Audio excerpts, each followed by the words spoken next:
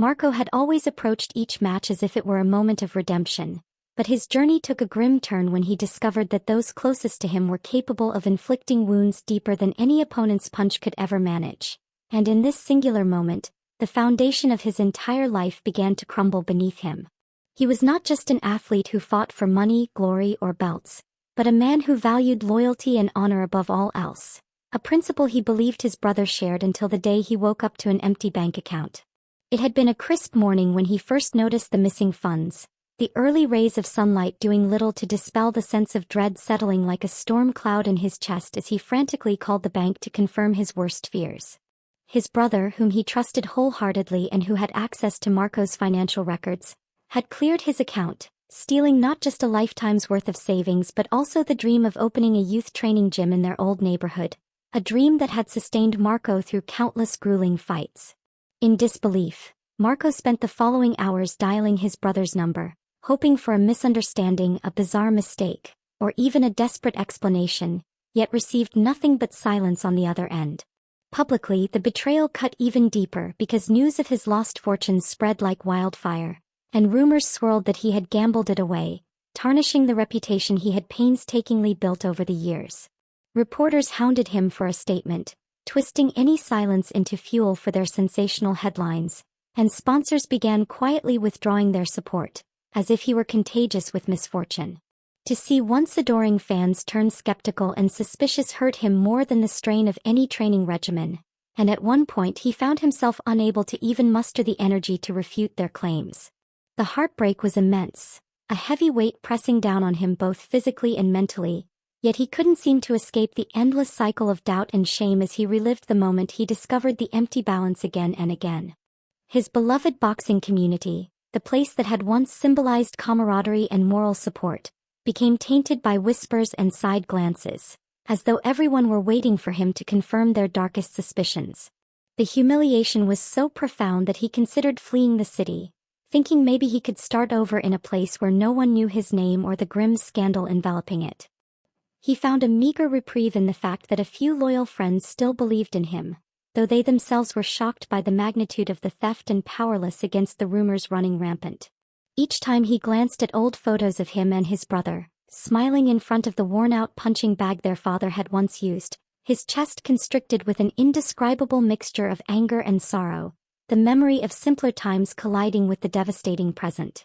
The bitterness he tasted was a poison coursing through his veins, forcing him to acknowledge that betrayal, especially by blood, was a haunting experience that left no part of life untouched. Night after sleepless night he would pace his modest living room, cursing the series of choices that led him here, to this empty place where he was left questioning everything he had ever believed. Every bill arriving in the mail seemed to mock him, reminding him that he now stood on the brink of ruin, debts piling up faster than he could address them. Initially he hoped for a confession, an apology, maybe even some restitution, but those hopes dimmed each passing day as he realized that not only was his brother unrepentant, but the public rarely extends sympathy to a supposedly disgraced boxer. The irony that the biggest blow to his life came not from the boxing ring but from within the intimate circle he once trusted with his heart was a dagger that refused to be pulled out. The heartbreak eroded the strong man he had always believed himself to be, leaving him feeling like a hollow shell who could barely muster the will to step into the gym where he had once reveled in the sweaty scent of ambition. As the story morphed into a scandalous tale on tabloid blogs and social media gossip threads, he realized he was losing public favor at a rapid pace, a fallout that stretched well beyond finances and into his cherished identity as a fighter with integrity. Sponsors who had previously praised him for his discipline and grit vanished overnight, citing concerns about brand image and the volatility of his situation, leaving him alone to sift through the rubble of a shattered career. It seemed that everywhere he turned, people questioned how he had let himself become so vulnerable, as though it were entirely his fault for allowing a sibling access to his funds in the first place. Doubt crept into the once sturdy pillars of his mind, forcing him to question whether the love and loyalty he offered throughout his life had been misplaced or simply naive, the illusions of a man too trusting for his own good. Bitterness followed him like a specter, whispering that family could never be trusted, tempting him to lose faith in every relationship he had ever cultivated, and urging him to cut ties with everyone for the sake of self-preservation. Amid the suffocating despair, he was hounded by the demands for an official statement, but he found it almost impossible to speak publicly without succumbing to the anger welling inside him, an anger that threatened to boil over and scorch any remaining chance at redemption. He agonized over whether to pursue legal action against his brother, fearing the public spectacle it would create, and the complex moral dilemma of indicting his own flesh and blood weighed heavily on his conscience.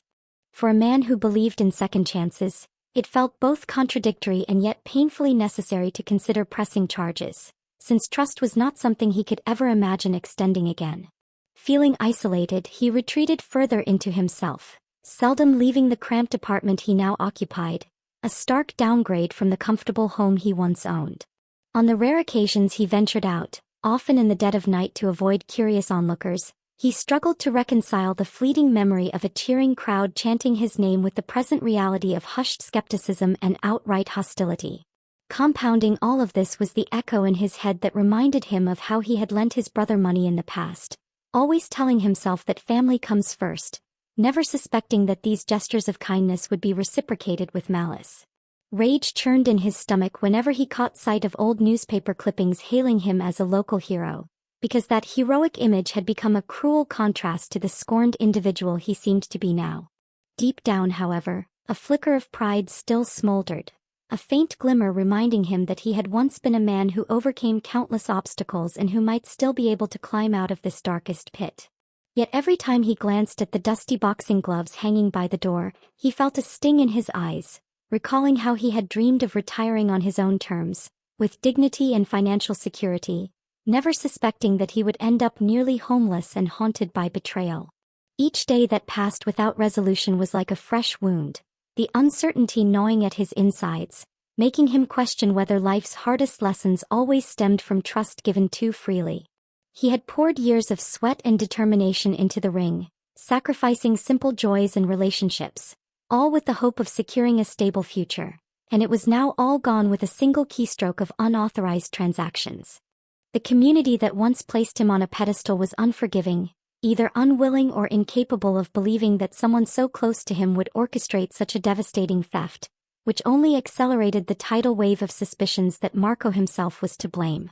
His old trainer, who had taught him the importance of mental toughness, tried to reach out, urging him to reclaim his dignity by returning to the gym, but Marco felt as though he no longer belonged under the fluorescent lights that once illuminated his greatest triumphs. He spent hours staring at the ceiling at night, reliving the moment he realized the money was gone, and the numbness that followed, an oppressive sense of shame he struggled to shake. The very thought of lacing up his gloves again brought him to the edge of tears, torn between anger at the cruelty of betrayal and the sheer heartbreak of missing what once defined him. A wave of regret washed over him whenever he contemplated how casually he had entrusted his savings to his brother, never anticipating the hidden greed that lurked beneath what he believed was a shared dream. If there was any silver lining, it came in the form of a few die-hard fans who flooded his social media with messages of support, claiming they didn't believe the rumors and reminding him that they still saw him as their champion. These glimmers of hope were often overshadowed by harsh critics who belittled him for failing to see the betrayal coming, mocking his judgment and using his plight as fodder for cynical jokes about trust and family. In the swirl of all this turmoil, he began to realize that anger alone would do nothing but consume him, though he had no idea how to redirect that fury into something productive, something that could rebuild even a fraction of what he had lost. Without a clear path forward, he stood at the crossroads of despair and resilience, clinging to the faint possibility that maybe, just maybe, there was a way to fight back, not with fists alone, but with the unbreakable will that once made him a legend in the ring.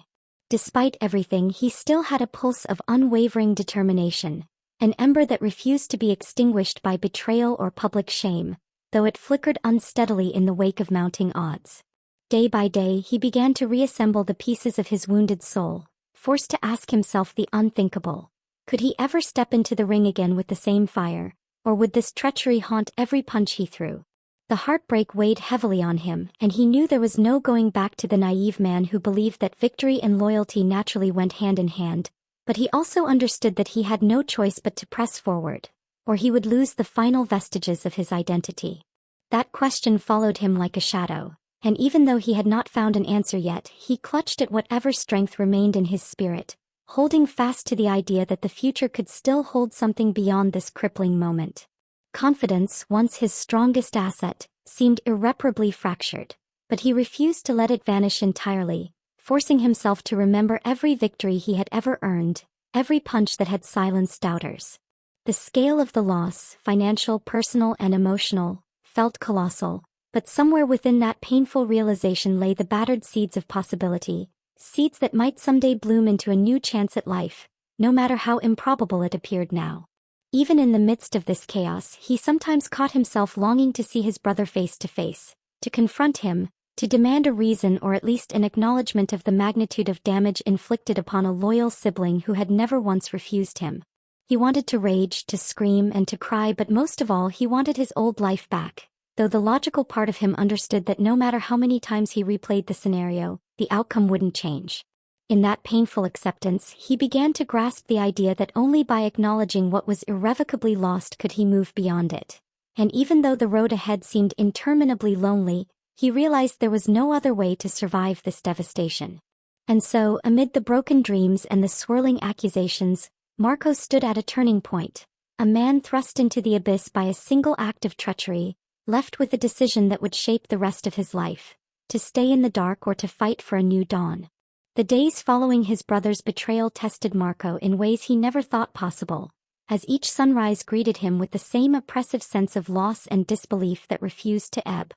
His once thriving social media accounts, which had bristled with applause and admiration, now became a minefield of accusations and pity, each message digging a deeper well of sorrow in his already shattered spirit. The meager sympathy extended by a small circle of friends, while comforting, could not negate the widespread gossip painting him as a gullible fool or a secret conspirator in his own downfall. Even the walls of his cramped apartment, which he had scarcely furnished due to his dire financial straits, felt as though they were closing in on him, suffocating him with the weight of his own regret. At first, his anger toward his brother was a fire, burning bright and hot, consuming his every waking moment with thoughts of vengeance or at least a painful reckoning that might equate the balance of suffering. Over time, however, the fury gave way to a hollowed exhaustion, a suffocating numbness that left him pacing the thin carpet at all hours of the night, unable to sleep and unwilling to eat. He found himself consumed by desperate fantasies of retrieving what had been stolen, imagining scenarios in which his brother would show up at the door with an apologetic grin and a suitcase full of cash, explaining it all as a cruel misunderstanding. That imaginary hope was the only solace he had in a waking nightmare of drained bank accounts and tarnished reputations, a fleeting dream that dissolved the moment he awoke to an empty inbox and a silent phone. Unable to handle the quiet condemnation from those he once called family, he stopped answering calls altogether, fearing that the next ring might bring further heartbreak or the final confirmation that he was entirely alone. He had been raised in a household that adhered to Christian values, and as a child he often listened to parables during evening prayers, particularly one about the prodigal son who returns and is forgiven, a notion that both soothed and tormented him now. That memory brought a sting of tears to his eyes, as he felt the gentle tug of those lessons urging him to consider that perhaps forgiveness was the ultimate test, though his bitterness wrestled with that possibility at every turn. Some nights he would crack open a time-worn Bible he had inherited from his mother, flipping through pages stained with coffee rings and scribbled notes, searching for any passage that might anchor him to a sense of purpose. Passages about mercy and the release of hatred resonated in his heart yet clashed with the unyielding rage in his mind, forming a tense battle between spiritual guidance and raw, unfiltered resentment. Yet for all his turmoil, he sensed a small shift in perspective each time he revisited those words, as if the texts were slowly unraveling the knots of vengeance and despair, strand by agonizing strand. In his darkest hour, he fell to his knees on the battered living room rug, tears tracing hot paths down his cheeks as he begged whatever higher power might be listening to show him a way forward, a reason to keep fighting. Yet even as he did so, he wondered if harboring a desire for retribution could ever coexist with genuine faith, or if the act of truly forgiving would require him to lay down every bit of his anger, leaving himself defenseless against future betrayals. Despite the swirl of conflicting emotions, a tiny flame of resolve began to flicker in his chest, a determination fueled by the notion that forgiveness wasn't about excusing the wound but freeing oneself from the suffocating grip of bitterness. Over endless cups of lukewarm coffee and silent reflections, he toyed with the idea that perhaps letting go of his hate didn't have to mean letting his brother back into his life, a revelation that would steadily form the bedrock of his recovery. This kernel of truth gave him a tentative glimmer of hope, as it hinted at a future where he could heal without relinquishing his sense of self-preservation, the very thing the betrayal had called into question. Even so, the internal war raged on, manifesting in bouts of frenzied pacing, nightmares in which he found himself back in the ring with his brother standing in the opposing corner, and sudden outbursts of grief that would leave him clutching his chest. Remembering how he had once prided himself on emotional control, he marveled at how quickly betrayal had dismantled his defenses, leaving him as raw and exposed as a fighter without gloves. The shame of being blindsided, and by his own flesh and blood no less, churned in his gut, undermining any newfound determination to forgive, as though every step toward acceptance reminded him of the humiliating blow to his pride. At times he searched his reflection in the mirror, looking for the boxer he used to be, the man who had stared down formidable opponents without a tremor, only to see hollow eyes and haunted lines etched into a face aged by trauma. In that reflection he recognized he would never again be the same person he was before, yet perhaps that wasn't an entirely negative realization, because beneath the ruins of his old self, seeds of resilience began to sprout. The Christian parable he clung to spoke about grace for those who repent, but his brother had shown no remorse, and this disparity gnawed at the edges of Marco's heart, forcing him to question how forgiveness could exist in a vacuum of contrition. Still, the concept of forgiveness refused to let go, whispering that it was not about the brother's repentance but about Marco's choice to release the anger and protect his own heart from further decay. Steadily, the idea of forging a new path presented itself, not necessarily one free of scars, but one that embraced them as reminders of a lesson learned, a lesson about trusting wisely and cherishing those few who stand by you. Emotional collapse was a term he had once dismissed, believing he was too strong, too disciplined to let despair cripple him, yet here he was, splayed on the cold floor, grappling with an existential crisis that threatened his very identity. Memories of his father's calm counsel during tough times in the ring came rushing back, and though his father had long passed, Marco could almost hear the reassuring words telling him that life was the hardest opponent of all. In this moment, the ring no longer symbolized just a career or a place of competition. It began to represent the battleground of his spirit, the test of will that would decide if betrayal would define him or propel him toward something greater. His soul frayed under the pressure of wanting revenge and longing for peace, each impulse drawing him in polar directions until he realized that forgiveness might be the only way to reconcile the two. Late into the night he scrawled half-formed thoughts in a notebook, half prayer and half promise, vowing to unshackle himself from the anger, even if he couldn't envision how such a miracle might occur. Day by day, the mere thought of forgiveness acted like a dim beacon, guiding him through the suffocating fog of helplessness, though the journey was anything but straight or easy, with every pang of rage threatening to knock him off course. He considered contacting his brother to confront him, but each time he picked up the phone his courage withered and he slammed it down, uncertain whether a confrontation would escalate his torment or help him heal. He tried stepping into the gym, only to find that his legs felt weak, and the stares of former admirers and longtime colleagues weighed too heavily on him, so he rushed back out, bitter and frustrated by his own fragility. The mere act of suiting up in his training gear, something he once did with joy and anticipation, now felt like a painful reminder of the life he had lost, making him wonder if boxing would always be overshadowed by the betrayal. Yet in these dire moments he remembered the flickering message of the parable, the unwavering promise that while trust can be broken and money can be stolen, the choice to let go of bitterness is a power no one can wrest from him. There were days when he spoke aloud in the confines of his empty apartment, reciting lines about forgiveness, repeating them like a mantra in an attempt to sculpt a mindset stronger than anger, as if each syllable were an exercise in emotional fortitude. This self-dialogue felt odd at first, but he came to rely on it as a form of therapy, a singular voice reminding him that there was a world beyond his betrayal, a place where he could still find purpose without living in hatred's shadow. Each attempt to embrace forgiveness battled with the ever-present doubt that haunted him. How could he forgive a crime that cost him everything, and how would he protect himself if a future betrayal lurked around the corner?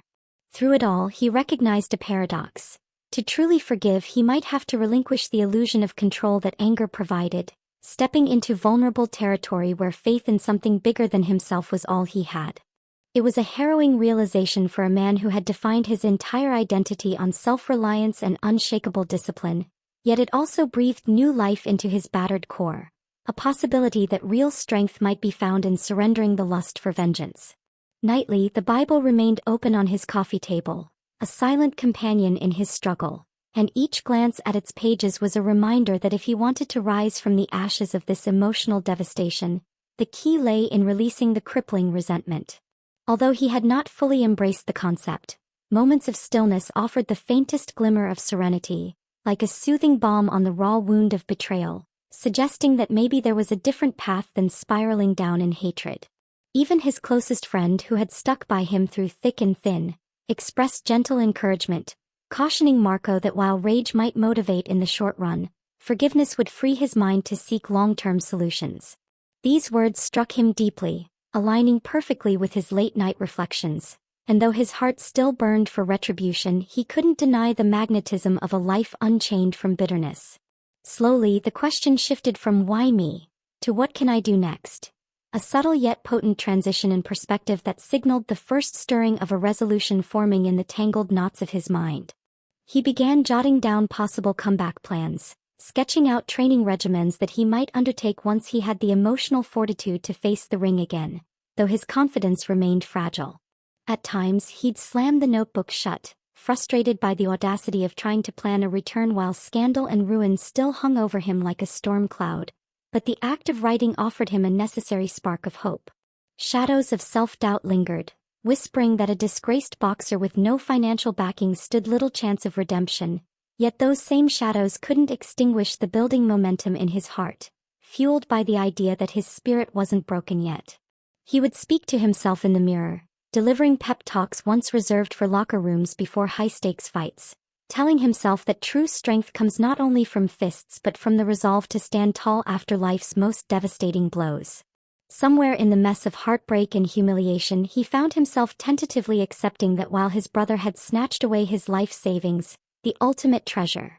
his capacity for growth, love, and empathy, remained firmly in his own possession. That realization flickered like a candle in a dark room, illuminating just enough of the path forward for him to see the faint outlines of a future that didn't revolve around retribution but instead on forging a new legacy from the wreckage. The emotional collapse he had suffered, the nights of tears, the fury that brought him to the brink of losing himself, had become the crucible from which a more resolute, if guarded, man began to emerge. And although he was still learning to navigate the complexities of forgiving someone who showed no remorse, each step he took away from bitterness felt like a small, necessary victory, a refusal to let hatred control him. In these turning point moments, he recalled how, in the ring, one of the most vital skills was knowing how to roll with a punch, to minimize damage without losing composure, and he began to see forgiveness as that subtle, life-saving pivot. The next phase of his existence would be shaped by this hard-won wisdom, a testament that the greatest comebacks aren't just measured in knockouts and title belts, but in the reclamation of one's own soul. His nights were filled with contradictions, as the discipline he honed in the gym clashed with the emotional tempest inside him, pushing him to question whether forgiveness could truly coexist with the protective walls he'd built around his heart.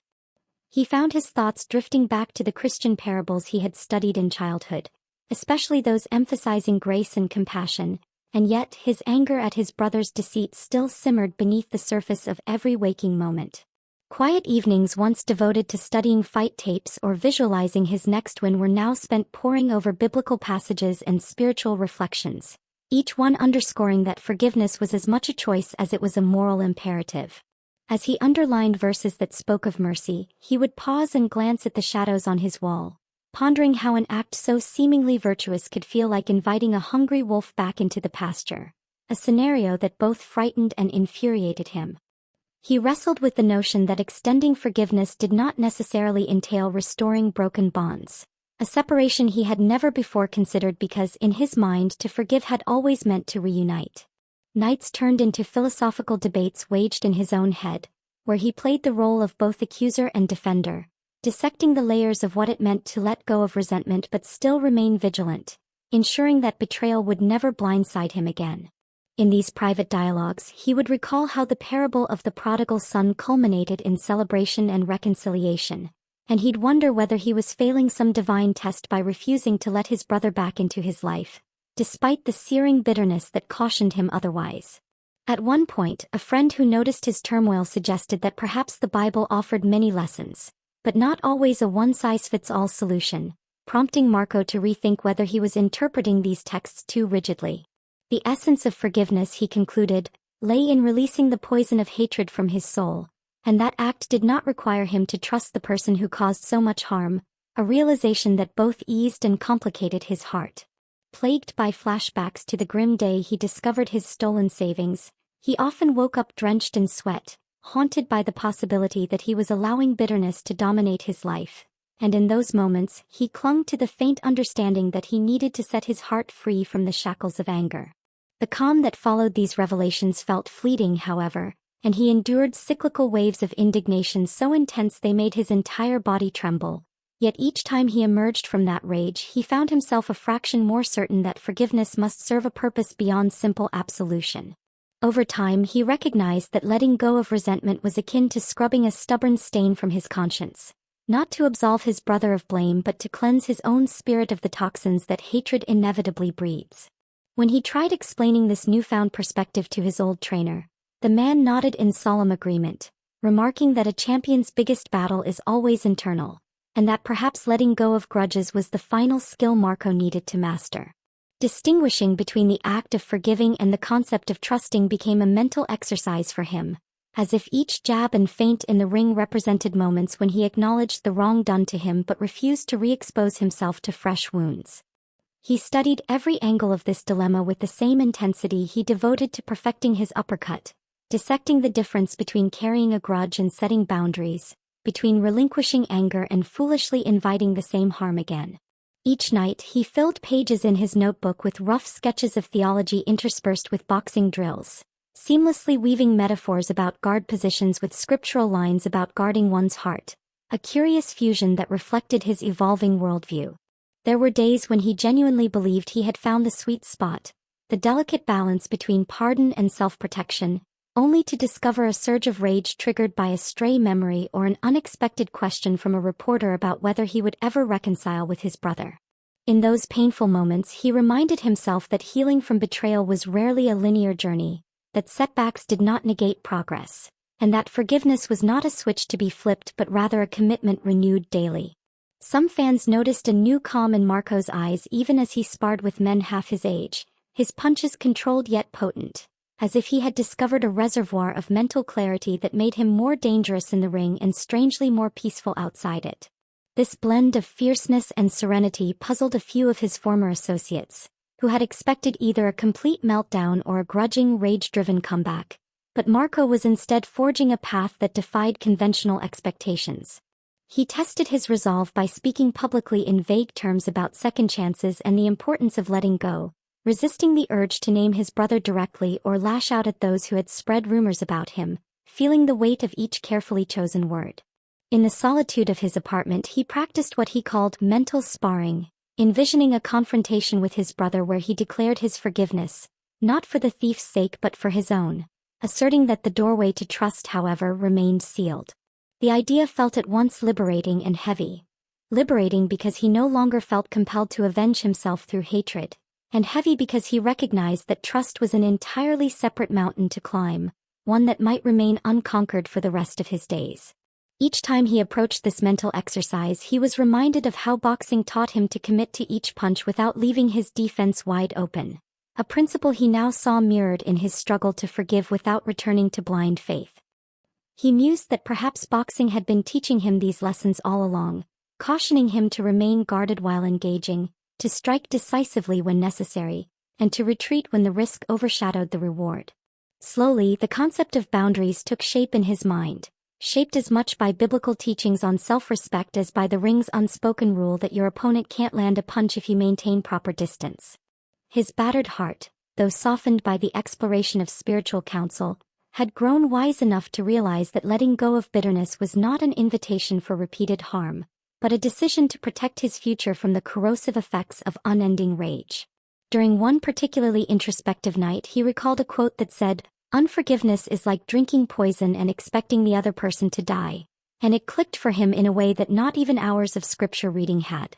In seeing his brother not as a villain to be destroyed but as a warning sign posted at the crossroads of his life, he discovered a form of acceptance that allowed him to process the betrayal without surrendering to paranoia. Even so, conflicts remained, most notably in how family members occasionally reached out to urge reconciliation, some blaming Marco for not moving past the incident, while others simply longed for peace at any cost. Navigating these familial pressures became a tricky dance, requiring him to reiterate that while he refused to harbor vengeance in his heart, he also refused to expose himself to the same potential harm, an explanation that often fell on deaf ears. And yet, with each repetition of this stance he felt a growing sense of self-assuredness, as if the very act of verbalizing the separation between forgiveness and trust reinforced his own commitment to personal dignity. For a man who once believed that love meant perpetual vulnerability, the newfound understanding that trust is earned, not blindly given,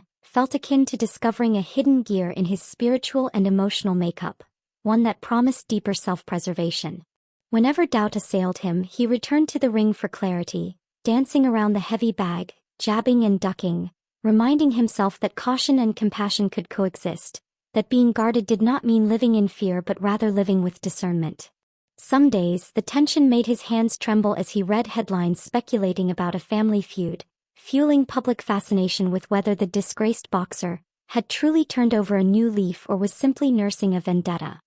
He noted how these rumors no longer sparked the same volcanic anger they once did, reinforcing the reality that forgiveness had taken root in him, a testament to the inner labor he had been performing for months. The silent hours he spent alone, nursing bruised knuckles and reading verses about turning the other cheek, reminded him that redemption was rarely a single event, but a series of choices that shaped the very essence of one's identity. In this way, trust evolved into something sacred, a gift he recognized he could give selectively, rather than the default assumption of loyalty he had once extended blindly. More importantly, it became clear that to forgive his brother did not mean allowing him back into the intimate sanctum of his confidence, and that crucial distinction afforded Marco the inner peace he so desperately needed.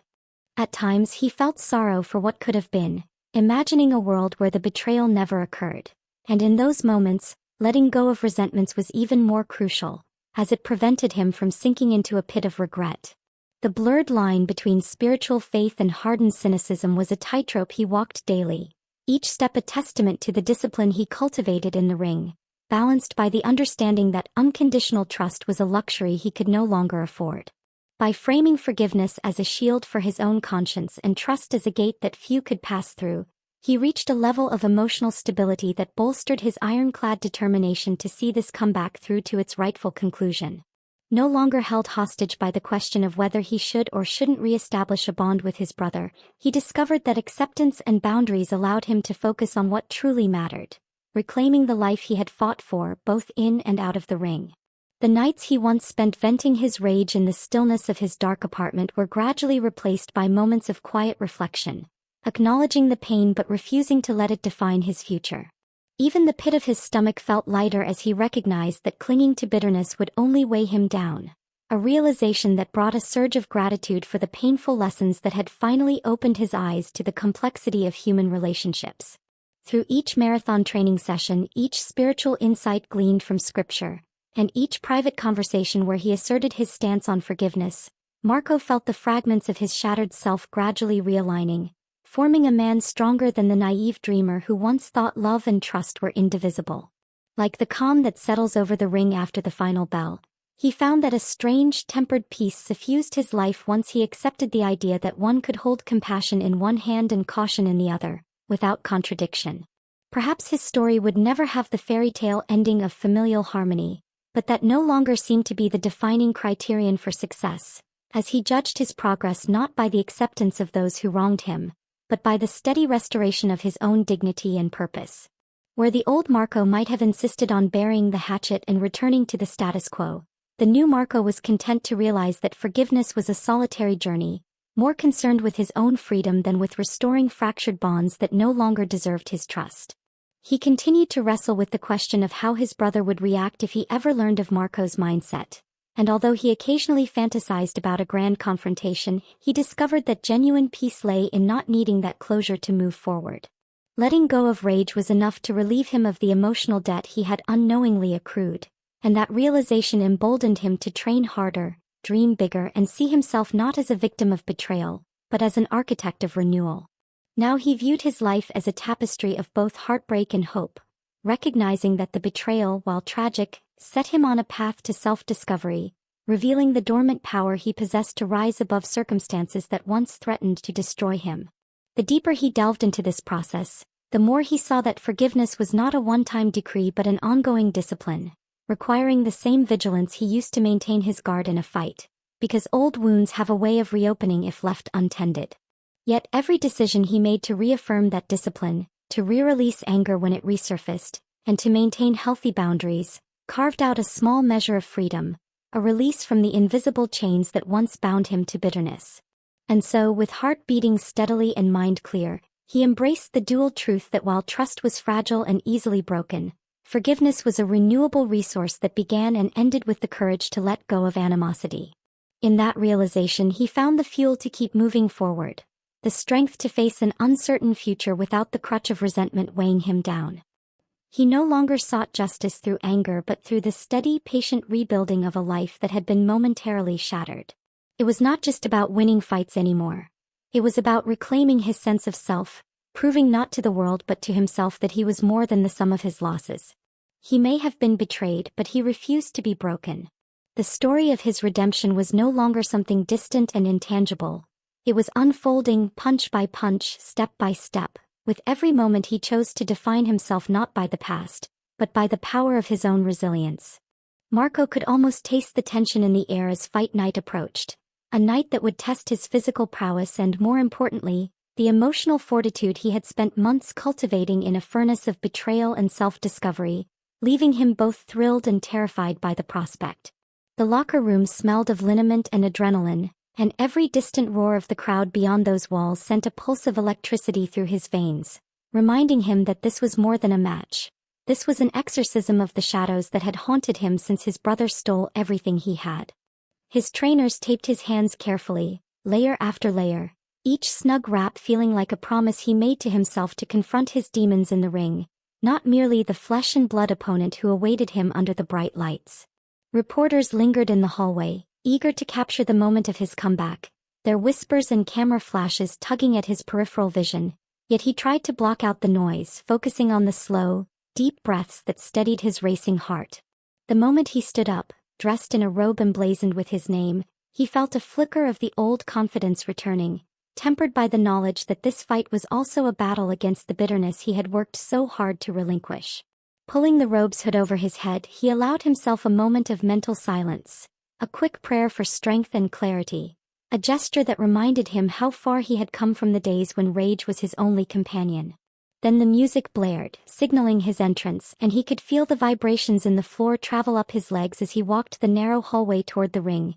each step echoing like the beat of a war drum in his chest. The bright lights of the arena momentarily blinded him, and the din of 1,000 voices crashed over him like a wave, some shouting his name in admiration, others jeering in skepticism or fueled by the sensational stories that had followed him since the betrayal. Stepping through the ropes, he let his gaze glide across the faces in the crowd. Friends, strangers, critics, and supporters alike, all converging in this charged atmosphere as though drawn by the raw drama of human resilience under pressure.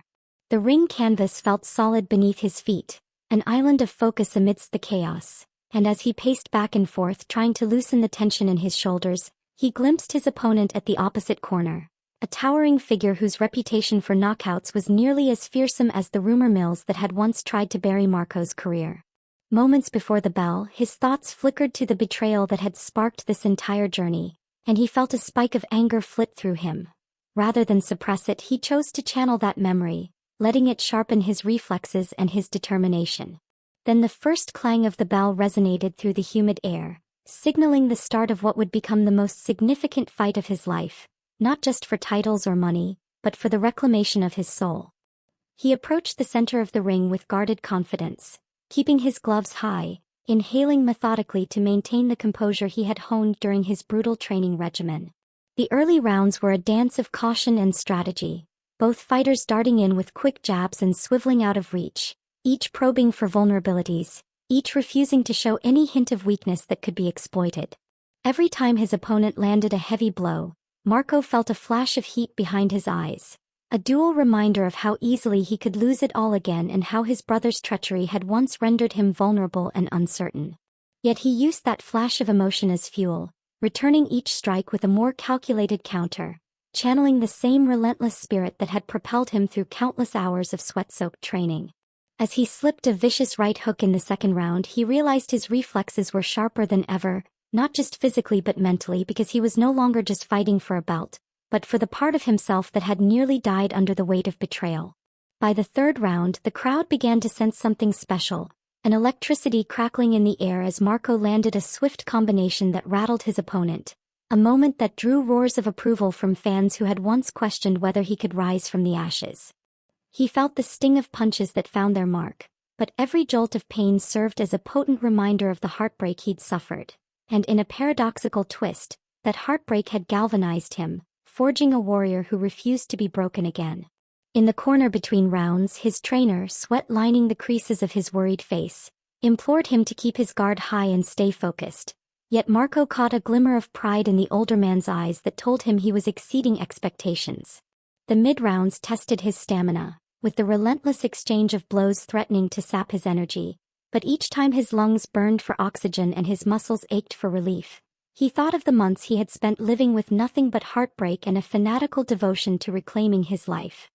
He recalled the verses he had clung to like a life raft, the biblical instructions on perseverance and the Christian parables emphasizing that faith without works is dead, a synergy that now manifested as a fierce determination to keep going no matter how dire the situation. The seventh round brought a moment of crisis when a brutal hook from his opponent caught him off balance, sending him staggering into the ropes, the roar of the crowd surging in volume like an oncoming storm.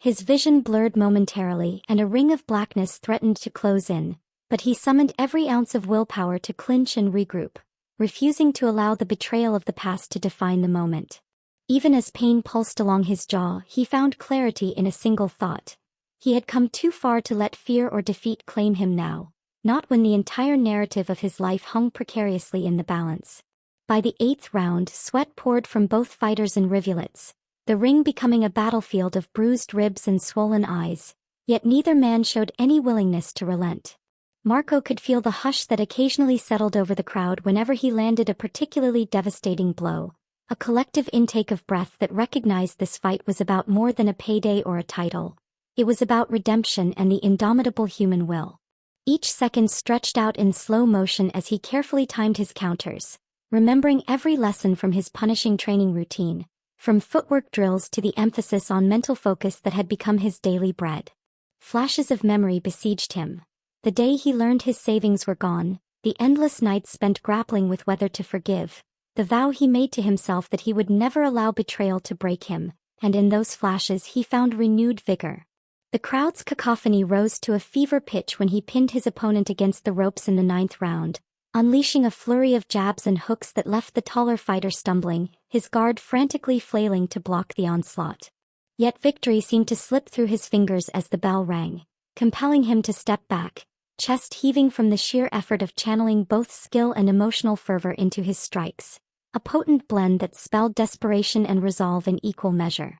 By the 10th round, both men were battered and fatigued, their faces marked by the relentless exchange of punches, their torsos shimmering with sweat under the intense glow of the arena lights. But Marco felt a glimmer of triumph flicker within him. With the seconds ticking down, each punch felt heavier, each breath more laborious, yet he refused to let exhaustion dictate his fate, recalling how he had once overcome every form of physical and emotional agony by placing one foot in front of the other. The 11th round tested his endurance like never before, for his opponent rallied with a vicious combination that sent shockwaves through Marco's rib cage, a painful reminder that glory was never guaranteed and that any lapse in focus could be his undoing. Nevertheless, he summoned the memory of the solitary hours spent in the gym, the sweat-soaked t-shirts and the unwavering gaze of the man in the mirror who promised he would not yield no matter how bad it hurt, pushing him to retaliate with a furious uppercut. His ears rang with the cheering and booing from the stands, but the only sound that mattered was the ragged rhythm of his own breathing, underscored by a singular conviction that he would see this through until the final bell, come what may. And then in the 12th and final round, a hush seemed to fall over the arena as if everyone present collectively held their breath, aware that a decisive moment was imminent. His opponent's stance showed signs of fatigue, and Marco recognized an opening with laser-like precision, unleashing a thunderous straight right that snapped the taller man's head back, the impact resonating through Marco's arms and reverberating in the crowd's collective gasp. Pain sliced through his body, but he continued pressing forward, each punch fueled by the knowledge that everything he'd lost could be regained, not necessarily in the form of money, but in the form of dignity, self-respect, and a renewed sense of identity. Time slowed as the referee hovered, prepared to intervene if either fighter's safety was in jeopardy, and Marco felt sweat stinging his eyes, heartbeat raging in his ears, while the echoes of betrayal waged a final stand within him. He could sense the possibility of knocking his opponent down, an outcome that symbolized crushing not just a formidable fighter, but the psychological weight of every scathing headline and every whisper that had labeled him a fool for trusting too deeply. Through the haze he caught a glimpse of his trainer's face in the corner, screaming encouragement with every fiber of his being, and behind that a kaleidoscope of spectators who had either come to witness his resurgence or watch him fail.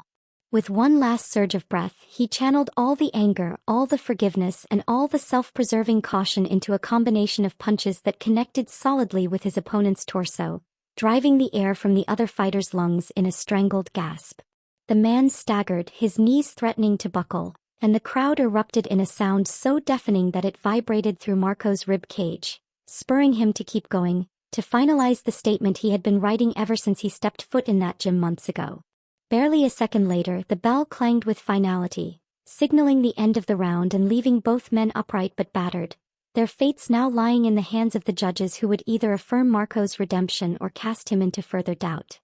He staggered back to his corner, chest heaving, gloves heavy with exhaustion, but in that moment, even as the judges prepared to read their scorecards, he realized he had already won a victory of a different kind, a profound sense of self-worth reclaimed from the jaws of despair. The memory of his brother's betrayal no longer clung to his every breath. Instead, it seemed to dissolve into the roar of the crowd, affirming that no matter the official outcome, he had fought not just an opponent in the ring, but a legacy of heartbreak that had almost destroyed him.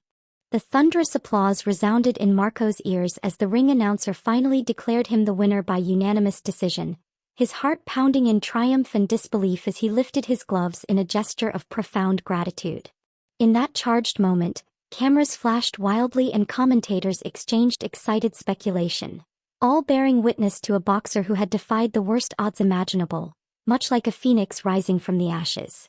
He sank onto the corner stool, his chest heaving with each ragged breath, staring into the jubilant faces of his trainers, old friends, and a handful of loyal fans who had never lost faith in him, even when he had nearly lost faith in himself. The referee gently raised Marco's hand in the center of the ring, sweat dripping down his temples, as the lights brightened to capture the triumphant moment for broadcast networks around the country. Through the haze of cheers and the relentless flurry of camera shutters, he recalled the countless hours of training, every painful memory he had funneled into those gloves, and how each tear-slicked prayer had guided him to this exact place. The belt, glimmering gold and leather, was ceremoniously presented to him. But what truly mattered was not the physical trophy but the quiet vindication that he was no longer defined by betrayal or shame. He felt the weight of the belt as it was draped across his sore shoulders, and in that instant he understood that this tangible symbol of victory also signified the emotional burdens he had shed along the way. Reporters flooded him with questions in a post-fight interview, thrusting microphones close to his lips, eager to hear every syllable of what they believed would be a sensational confession or a fiery rebuke of his brother's actions. Instead, the words he uttered were measured, tinged with a deep calm that could only be born from the furnace of loss, each syllable resonating with the authenticity of a man who had waged war against his own anger. When a pushy journalist prodded him about the rumors surrounding his stolen money, Marco answered softly yet firmly, explaining that while he refused to dwell on events that had nearly broken him, he also refused to pretend they had never happened. He offered the smallest smile when asked whether he intended to press charges or seek revenge, stating plainly that he had learned the difference between forgiveness and trust, and his forgiveness was genuine while his trust would remain guarded. That single statement sent ripples through the crowd, many of whom had expected a vindictive outburst, and Marco marveled at how his journey had taught him that true victory was as much moral as it was physical.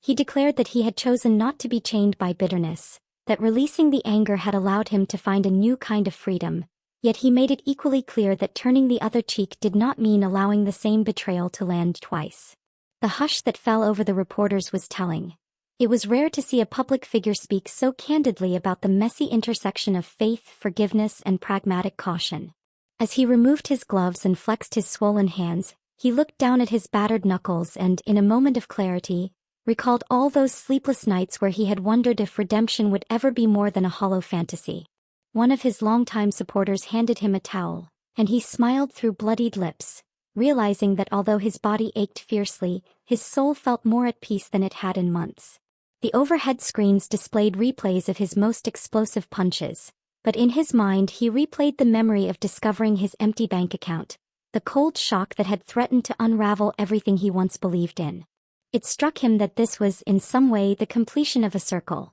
He had arrived in the ring a broken man, but he walked out of it not just a champion, but a man who had rediscovered his own capacity for hope.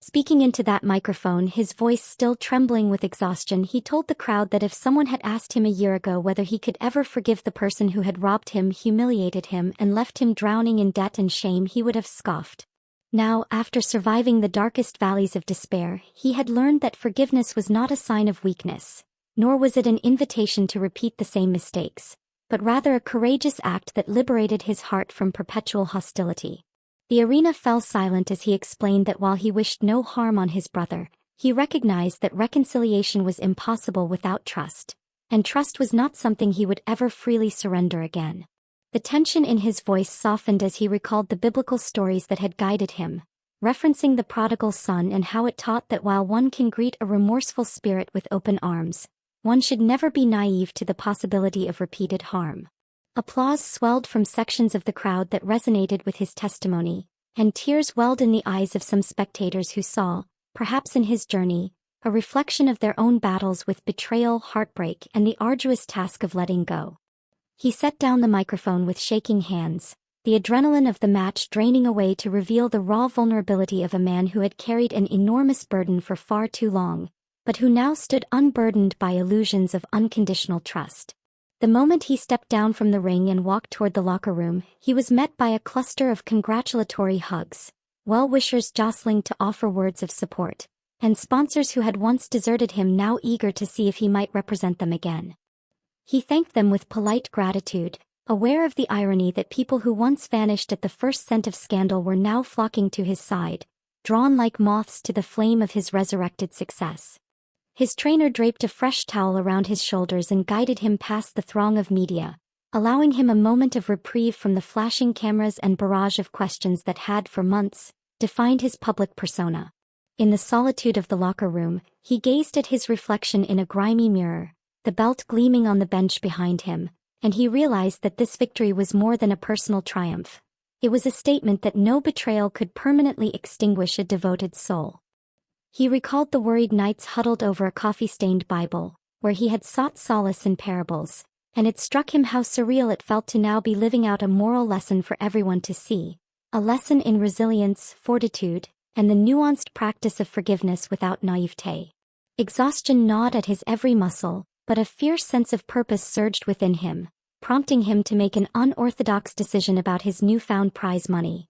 He would invest it into a community boxing program he had once dreamt of, giving back to the place where his love for the sport had first ignited. He announced his intentions to a small cluster of friends, ignoring their shocked faces, explaining that focusing on the future of aspiring fighters gave him a renewed sense of meaning, one that transcended personal revenge or short-term financial gain. Though he lacked any illusions that such altruism would erase the scars of what his brother had done, he discovered a quiet comfort in knowing that his pain could be transmuted into an opportunity for others, turning tragedy into a platform for hope. In the ensuing weeks, as sports headlines recounted his match and speculated about his next fight, he took a deliberate step away from the limelight, preferring to pour his energy into planning the youth training gym that would become his legacy. Still, rumors circulated about whether his brother would ever return or attempt to contact him, but Marco chose not to dwell on such gossip, trusting instead that he had drawn a boundary around his life that no rumor could tear down.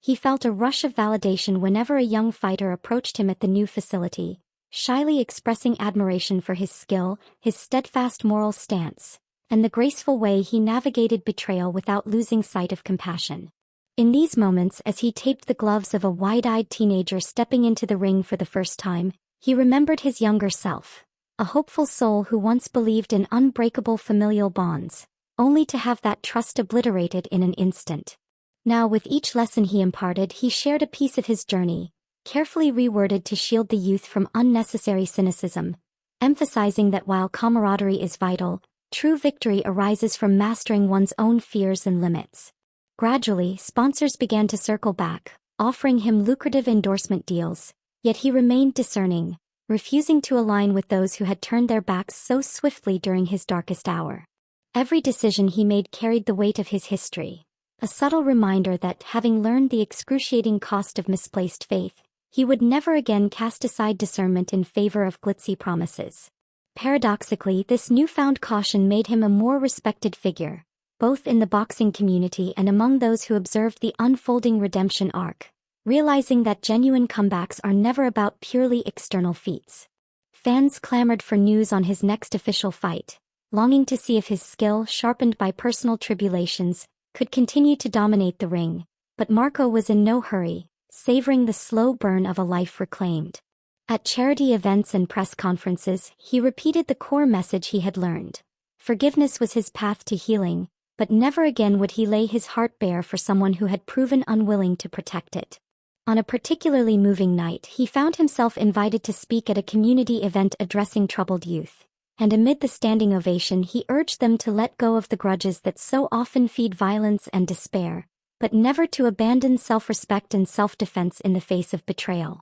The applause filled him with a quiet pride, not for any personal gain, but because he saw flickers of hope in the eyes of young men and women who clung to his every word as if it might save them from their own storms of disillusionment. Returning home afterward, he spotted a letter in his mailbox, which upon opening, revealed a brief note from his brother, asking for a meeting to talk things over. Marco's heart clenched momentarily, but rather than fester in anxiety, he calmly tucked the note away, resolved that until genuine remorse was evident, trust would remain an elusive gift. No longer bound by the ache of unspoken rage, he walked into his apartment with a steady hand, quietly reaffirming the simple yet hard-earned truth that had guided him thus far. Forgiveness frees the soul, but trust is a treasure to be earned, never demanded. In the following days he devoted himself to the gym's final renovations, finding deep satisfaction in the clang of metal beams and the hum of new equipment, each addition a testament to the life he had chosen to build from the rubble of betrayal. Whenever he felt a pang of nostalgia for the brother he once loved dearly, he softened that ache by recalling how liberating it felt to stand victorious in the ring, not merely for the belt but for the reclamation of his own spirit. The official announcement came at last that he would be defending his newly won title in a matter of months, a challenge he accepted with measured enthusiasm, free of the burdens that had once twisted his dreams into nightmares. In a final flourish of public generosity, he donated a portion of his fight purse to a local shelter, explaining that while he could no longer trust everyone, nothing prevented him from acting with compassion and generosity toward those who needed it most. This final act endeared him further to a public that had watched him evolve from a tarnished figure drowning in scandal to a beacon of resilience, a man determined to shield his heart while still refusing to let it harden against humanity. And so, the grand chapter of his redemption drew to a close, culminating in the powerful image of a fighter who not only reclaimed his title in the ring but also declared, for all to hear, that his heart would beat freely without the shackles of bitterness, though he would forever guard it from those who seek only to harm.